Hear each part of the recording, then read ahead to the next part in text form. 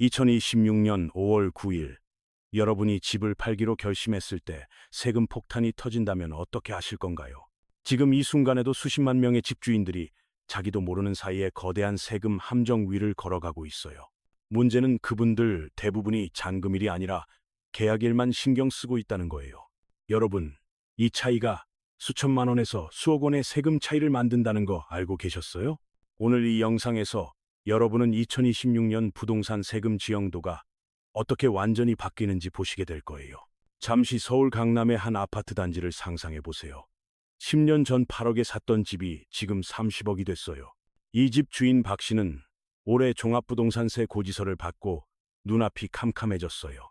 작년보다 거의 2배 가까이 오른 숫자가 적혀 있었거든요. 박 씨는 팔려고 했는데 갑자기 조정 대상 지역으로 묶이면서 상황이 완전히 달라졌어요. 2025년 10월, 정부는 서울 전체와 경기도 12개 지역을 조정 대상 지역으로 지정했거든요. 이 결정 하나가 수십만 다주택자들의 출구 전략을 완전히 무너뜨렸다는 거 아세요? 양도소득세 중과 유예라는 단어 들어보셨을 거예요. 근데 그 의미를 정확히 아는 분은 드물어요. 쉽게 말하면 다주택자가 집을 팔 때 세금을 2배, 3배로 더 내야 하는 제도예요. 과거 윤석열 정부는 이 중과를 2026년 5월 9일까지 유예해 주겠다고 약속했었어요. 근데 지금 상황에서 이 유예가 연장될 가능성은 얼마나 될까요? 전문가들 견해는 비관적이에요. 6대 4 정도로 그냥 중과가 시행될 거라는 예측이 우세해요. 만약 연장이 없다면 5월 10일부터 여러분의 세금 계산법은 완전히 뒤바뀌게 돼요. 여기서 치명적인 실수가 발생해요. 대부분의 사람들이 계약일을 기준으로 생각하고 있거든요. 양도소득세는 계약일이 아니라 잔금일 기준으로 적용된다는 거 반드시 기억하셔야 해요. 여러분이 4월에 계약하고 5월 10일에 잔금을 치렀다면 중과세율이 적용돼서 세금이 폭증해요. 이건 단순한 날짜 실수가 아니에요. 여러분의 노후 자금 절반을 날릴 수 있는 치명적인 오판이에요. 박 씨 이야기로 잠시 돌아가 볼게요. 그는 왜 이런 상황에 처하게 됐을까요? 2025년 집값 상승분이 2026년 보유세에 그대로 반영된다는 사실을 박 씨는 몰랐어요. 매년 4월 말에 확정되는 공시가격이 6월 1일 보유세 과세 기준으로 적용되는 구조거든요. 이 구조를 이해 못하면 여러분은 매년 예상치 못한 세금 고지서에 당황하게 될 거예요. 강남이랑 한강벨트 지역 집주인들은 내년 보유세가 올해 대비 1.5배까지 오를 수 있어요. 마용성 지역도 안전하지 않아요. 최소 10%에서 20% 상승은 각오하셔야 해요. 여러분, 2021년의 악몽 기억하세요? 그때 보유세가 거의 3배 가까이 폭등했었잖아요. 당시 정부는 모든 변수를 동시에 건드렸어요. 공시가격 현실화율, 공정시장 가액 비율, 세율까지 전부요. 현재 정부는 아직 그 카드들을 안 만졌어요. 근데 그게 영원히 유지될까요? 2026년 부동산 세제 합리화라는 이름 아래 뭔가가 준비되고 있다는 신호가 감지돼요. 합리화라는 단어에 속지 마세요. 역사적으로 이 단어는 거의 항상 증세를 의미해 왔어요. 특히 고소득자랑 고가주택 보유자를 향한 과세 강화가 예상된다는 점 주목하셔야 해요. 똘똘한 한 채 전략이 유행했던 이유 아세요? 다주택 규제를 피하기 위한 방어 전략이었어요. 근데 이제 그 똘똘한 한 채마저 새로운 과세 타깃이 될 수 있다는 우려가 커지고 있어요. 정부가 6월 지방선거 이후나 7월 세법 개정안 발표 때 어떤 카드를 꺼낼지 아무도 몰라요. 여러분이 지금 해야 할 일은 예측이 아니라 시나리오별 대비예요. 잠시 다른 분을 소개할게요. 수원에 사는 김 씨는 15년 전 비규제 지역일 때 집을 샀어요. 김 씨는 시골에 상속받은 집이 하나 더 있어서 2주택자가 됐고 이제 수원 집을 팔려고 해요. 문제는 수원이 갑자기 조정 대상 지역으로 묶이면서 김 씨의 모든 계획이 물거품이 됐다는 거예요. 김 씨처럼 본인 의지와 상관없이 다주택자가 된 사람들이 이 나라에 얼마나 많은지 아세요? 상속, 증여, 혼인, 이런 이유로 갑자기 세금 폭탄 대상이 돼버린 평범한 사람들 말이에요. 양도소득세 중과는 취득 당시가 아니라 양도 당시 기준으로 적용된다는 점 명심하셔야 해요.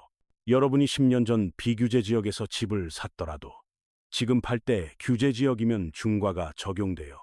이게 바로 수많은 사람들이 예상 못한 세금 함정에 빠지게 되는 핵심 메커니즘이에요. 자, 이제 숫자로 얘기해 볼게요. 양도 차익이 3억 원일 때 일반 세율이면 약 1억 원이에요. 근데 3주택 중과가 적용되면 같은 3억 원 차익에 세금이 2억 원까지 치솟게 돼요. 세금이 수익의 절반을 넘어가는 순간 여러분의 투자는 사실상 실패한 것과 다름없어요. 그러면 중과를 피하려면 어떻게 해야 할까요? 가장 확실한 방법은 5월 9일 전에 잔금이에요. 근데 현실적으로 지금부터 5월까지 매물 내놓고 계약하고 잔금까지 치르기는 쉽지 않아요. 부동산 거래는 보통 계약에서 잔금까지 두세 달 걸린다는 점 반드시 고려하셔야 해요. 지금이 1월이라면 여러분한테 남은 시간은 사실상 2달 남짓밖에 안 되는 거예요. 매각이 어렵다면 다음 선택지는 뭘까요? 바로 증여라는 카드가 남아 있어요. 증여는 양도소득세 중과랑 상관없기 때문에 5월 9일이라는 데드라인에서 자유로울 수 있어요.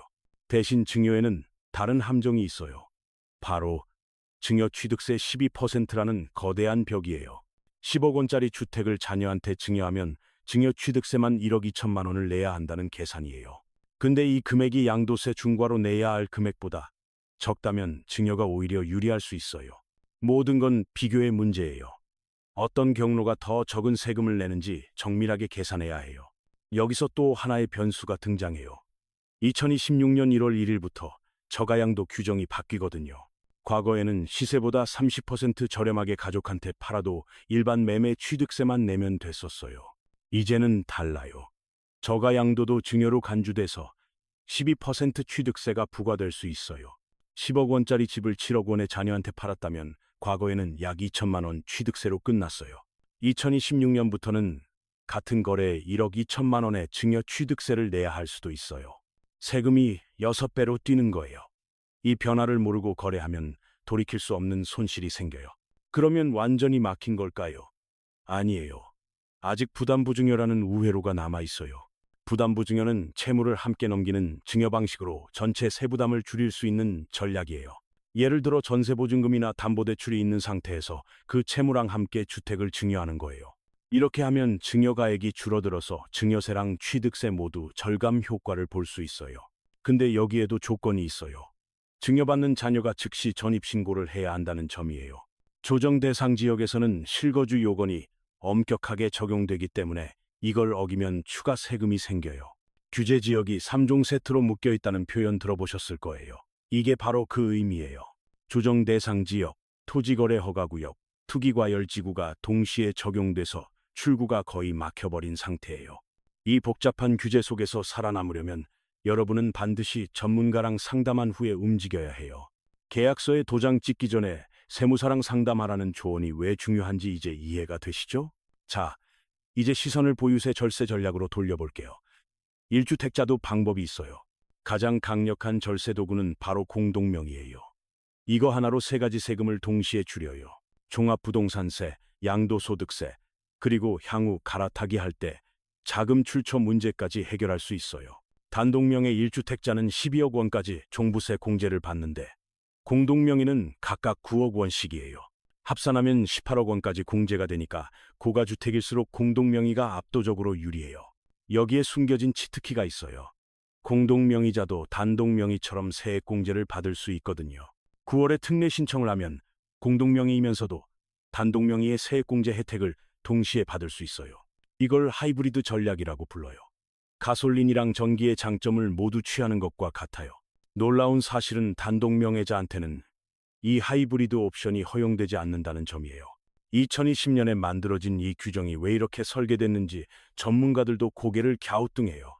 여러분이 지금 단독명의라면 공동명의로 전환하는 게 유리한지 반드시 계산해 보셔야 해요.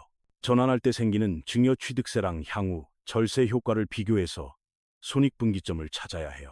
예를 들어 배우자한테 5억 원을 증여하면 증여세는 없는데 취득세로 약 2천만 원이 나가요. 만약 매년 절세 효과가 500만 원이라면 4년이면 본전이고 그 이후부터는 순이익이에요. 이 계산 안 하고 무작정 공동명의로 바꾸면 오히려 손해를 볼 수도 있어요. 이제 막 주택을 구입하는 신혼부부라면 처음부터 공동명의로 시작하는 게 정답이에요. 일부 신혼부부들이 주택수 분리를 위해 비혼을 선택한다는 이야기 들어보셨을 거예요.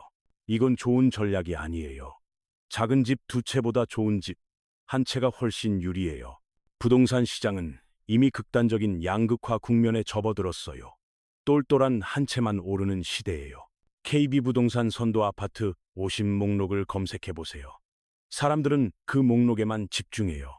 애매한 집 두 채가 각각 1억씩 오를 때 좋은 집 한 채는 3억, 4억이 올라요. 관리도 편하고 세금도 적고 수익률도 높아요. 분산이 답이 아닌 시대가 됐어요. 자금이 부족하다면 부모님께 증여를 요청하는 게 차용보다 나을 수 있어요. 혼인신고를 하면 양가 부모님으로부터 각각 1억 원씩 추가 공제를 받을 수 있어요. 이게 2024년부터 시행된 혼인출산증여재산공제 제도의 핵심 내용이에요. 무이자 차용증으로 2억 1,700만 원까지 빌리는 전략도 있는데 증여가 더 깔끔해요. 여기서 잠깐. 증여는 부모에서 자녀로만 가능한 게 아니에요. 반대 방향도 가능해요. 자녀가 소득이 올라가면 부모님께 역으로 증여할 수 있고 똑같이 5천만 원 공제가 적용돼요. 10억 원을 자녀한테 증여하면 세금이 약 2억에서 3억 정도 나오는데 생각을 바꿔보세요. 2억에서 3억 원의 세금으로 10억 원짜리 자산을 합법적으로 이전한 거예요. 이게 절세예요. 남은 돈 1억 5천만 원을 다시 부모님께 증여하면 5천만 원 공제되고 1억 원만 과세돼요. 10% 세율로 1,000만 원만 내면 1억 4천만 원이 부모님께 깔끔하게 전달돼요. 이렇게 가족 전체를 하나의 단위로 보고 자금을 순환시키는 게 진정한 절세 설계예요. 자, 이제 다주택자의 세계로 들어가 볼게요. 여기는 변수가 훨씬 많고 복잡해요. 다주택자가 가장 먼저 해야 할 일은 보유세 시뮬레이션이에요. 곱하기 1.5에서 1을 적용하세요. 그 숫자를 보고 눈앞이 캄캄해진다면 지금 당장 대비를 시작해야 해요. 대비의 첫 번째 선택지는 매각이에요. 중과 전에 팔아서 세금을 최소화하는 전략이에요. 두 번째 선택지는 증여예요. 5월 9일 데드라인과 상관없이 6월 1일 전까지 완료하면 돼요. 세 번째 선택지는 버티기예요. 보유세를 감당할 수 있다면 시장 상황을 지켜보는 거예요. 근데 버티기 전략에는 치명적인 위험이 있어요. 중과가 시행되면 출구가 막힐 수 있거든요. 여기서 핵심적인 판단 기준이 등장해요. 바로 여러분이 보유한 물건의 등급이에요. A등급, B등급, C등급으로 나눠서 각 물건의 투자 가치를 냉정하게 평가해야 해요. 이 등급 분류가 안 되면 절세 전략은 불가능해요. 투자 판단이 세금 판단보다 먼저예요. B등급 주택이라면 이미 충분히 올랐으니까 중과 전에 매각하는 게 수익률에 유리해요. 3억 원 차익의 일반 세율이면 1억 원인데 3주택 중과면 2억 원이에요. 차이가 느껴지시죠? 근데 이 등급 자산이라면 계산이 달라져요. 추가 상승분이 중과세를 상쇄하고도 남아요. 3억 원 차익이 6억 원이 된다면 중과세를 맞더라도 결과적으로 더 많은 돈이 남아요. 이게 바로 문재인 정부 시절에도 관찰됐던 역설적인 현상이에요. 좋은 자산은 규제를 이겨요. 매각도 증여도 싫다면 마지막 선택지가 있어요. 바로 반전세나 월세로 전환하는 거예요. 현금이 없어도 가능해요. 현재 전세가 상승으로 보증금 1억 원에 월세 35만 원 수준이에요. 이렇게 현금 흐름을 만들어 놓으면 보유세 부담을 월세 수입으로 일부 상쇄할 수 있어요. 근데 여기서 한 가지 심각한 경고를 드려야 해요. 전월세 시장이 불안해지고 있어요. 정부의 임대인 규제로 다주택자들이 시장에서 빠져나가면서 공급이 급격히 줄고 있거든요. 민간에서 전월세 공급의 80%를 담당하는데 그 공급자들이 사라지고 있는 거예요. 잠실 같은 대단지에서도 전세 매물이 거의 없다는 사실을 여러분은 알고 계셨어요? 2026년 전월세 시장은 지금보다 더 불안해질 가능성이 높아요. 세입자도 대비하셔야 해요. 자, 이제 여러분이 관찰해야 할 경고 신호들을 정리해 드릴게요. 메모하시기 바랍니다. 첫째, 1월 중순 시행령 개정 발표를 주시하세요. 양도세 중과 연장 여부가 결정돼요. 둘째, 4월 말 공시가격 발표를 확인하세요. 이게 여러분의 보유세 규모를 결정해요. 셋째, 6월 지방선거 결과를 지켜보세요. 이후 세제 정책 방향이 윤곽을 드러낼 거예요. 넷째, 7월 세법 개정안을 분석하세요. 부동산 세제 합리화의 실체가 공개돼요. 이 네 가지 시점을 놓치면 여러분은 항상 한 발 늦게 대응하게 될 거예요. 특히 은퇴를 앞두고 계신 분들, 현금 흐름이 끊기는 분들은 더욱 민감하게 반응하셔야 해요. 보유세가 오르는데 월급은 없다면 그 세금을 어디서 낼 건지 지금 계획을 세우셔야 해요. 반포에 수십 년 전 집을 사신 어르신들이 지금 종부세 때문에 고통받고 있다는 거 아세요? 집값이 오른 건 기쁜 일인데 그 상승분에 대한 세금을 감당할 현금이 없다면 재앙이에요. 1주택자라도 5년 이상 보유하고 만 60세 이상이면 종부세 세액공제를 최대 80% 받아요. 납부유예 제도도 있으니까 현금이 부족한 분들은 반드시 이 제도들을 활용하셔야 해요. 근데 가장 확실한 방법은 세대 기준 주택수를 하나로 줄이는 거예요. 단순함이 답이에요. 자, 이제 마지막으로 가장 중요한 이야기를 할게요. 준비와 부정 사이의 선택이에요. 세금이라는 건 안타깝지만 합법적으로 여러분의 재산권을 침해할 수 있는 유일한 수단이에요. 정부가 증세로 방향을 잡으면 여러분도 합법적인 절세 전략으로 대응해야 해요. 이건 탈세가 아니에요. 법이 허용하는 범위 내에서 최선의 선택을 하는 거예요. 공제 금액, 재산세과표, 세율이 20년 넘게 그대로라는 사실을 여러분은 알고 계셨어요? 물가는 올랐고 집값은 올랐는데 세금 기준은 그대로예요. 이게 실질적인 증세예요. 여러분이 할 수 있는 일은 불평이 아니라 공부예요. 제도를 알아야 제도 안에서 살아남아요. 2026년은 부동산 세금이 가장 많은 이슈가 될 해예요. 변화의 해가 될 거예요. 규제 일변도가 아닌 큰 틀의 변화가 올 수도 있어요. 기회일 수도 있고 위기일 수도 있어요. 박씨랑 김씨 이야기 기억하세요. 그분들은 정보가 없어서 함정에 빠진 거예요. 여러분은 오늘 이 영상을 통해 그분들보다 한 발 앞서 나갈 수 있는 정보를 얻었어요. 계약서에 도장 찍기 전에 반드시 세무사랑 상담하세요. 이게 가장 중요한 원칙이에요. 상담 비용 몇십만 원이 아깝다고 느끼시는 분들이 있어요. 그건 치명적인 착각이에요. 그 비용이 수천만 원, 수억 원의 세금 폭탄을 막아줄 수 있다는 사실을 기억하세요. 준비하는 사람한테 세금은 관리 가능한 비용이고 부정하는 사람한테 세금은 예측 불가능한 재앙이에요. 5월 9일이라는 날짜를 기억하세요. 그리고 잔금일이 기준이라는 사실을 잊지 마세요. 여러분의 재산은 여러분이 지켜야 해요. 아무도 대신 지켜주지 않아요. 지금 시작하세요.